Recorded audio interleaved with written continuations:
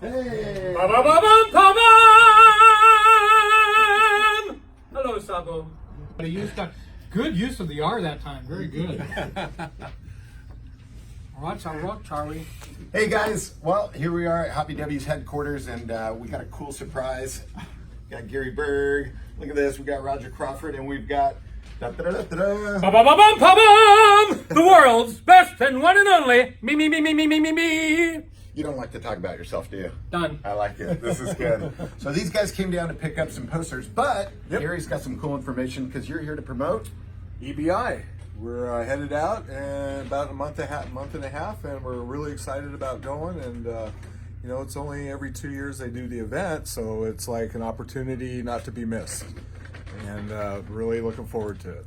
In case you guys don't know what EBI stands for, European Bug-In.